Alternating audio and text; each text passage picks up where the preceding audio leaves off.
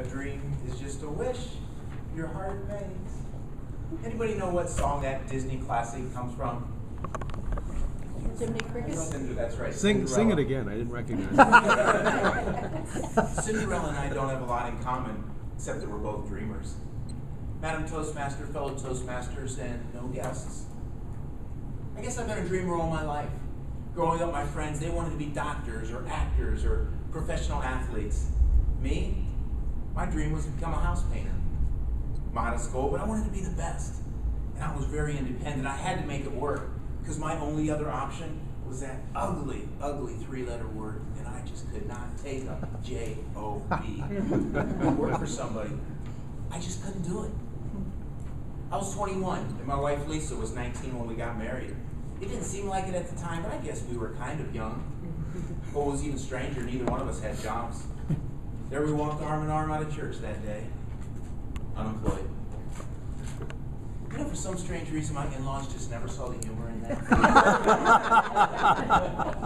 She bought into my dream, though. Hitch your wagon to my star because I'm going to be a big deal. She trusted me, and I tried to stay true to her.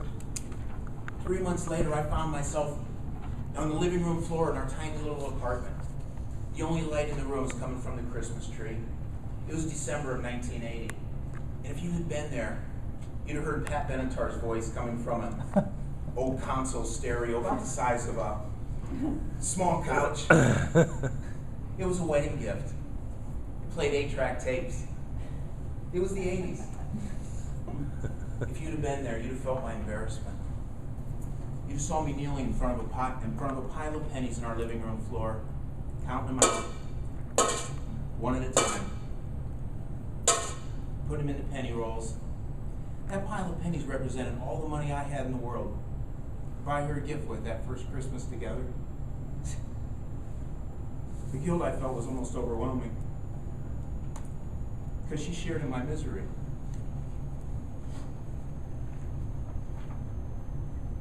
That night when she came home from work, she saw the penny rolls everywhere, and I had to come clean.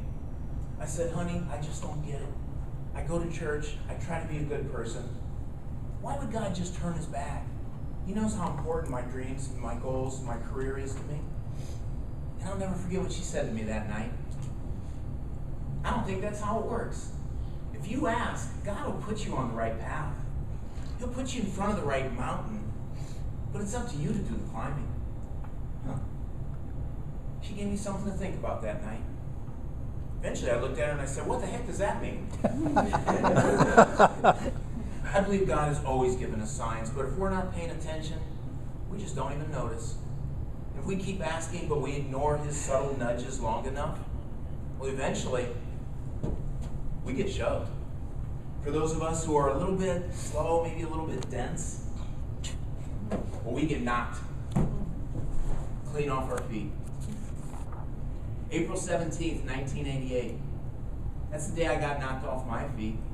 And all it took was 3 little words. 3 little words from my wife. Terry, I'm pregnant.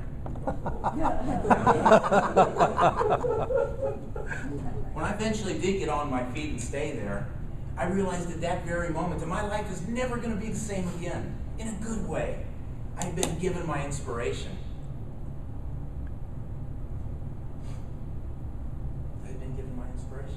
Because it was at that moment that I had clarity. Have you ever had one of those moments of clarity where everything just makes sense? That brief period of time in your life where you just get it, you understand things? That's when I had mine.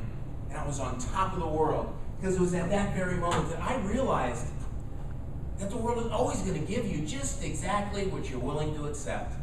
No more, no less. It was at that very moment that I realized, I decided the lifestyle that I've been providing is just no longer going to cut it. It was at that very moment that I stopped letting life just happen to me and started making the life I dreamed of happen. I quit doing everything that wasn't working. In other words, everything.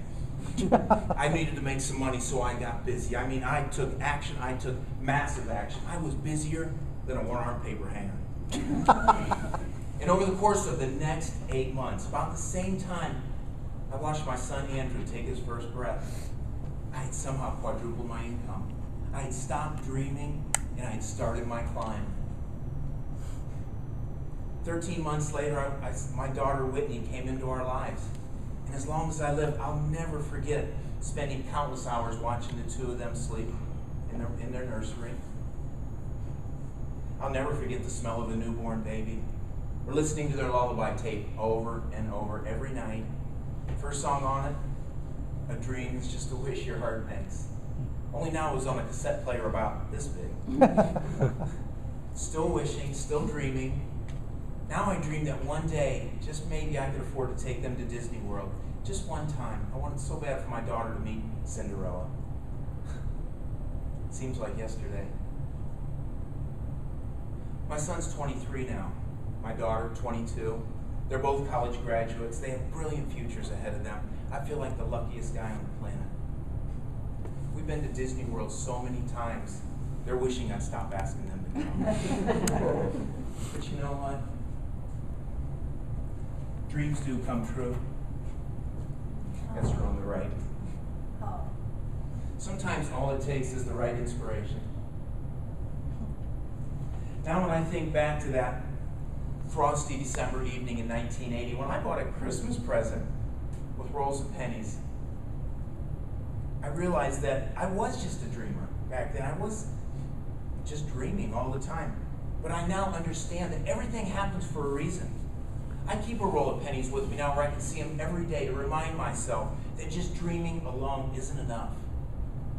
I believe you should still dream. I believe there's a time for dreaming. I believe there's magic in having a clear vision of anything you want in life. Don't ever stop dreaming. Dream big dreams. Just be ready to do some climbing. Adam Toastmaster.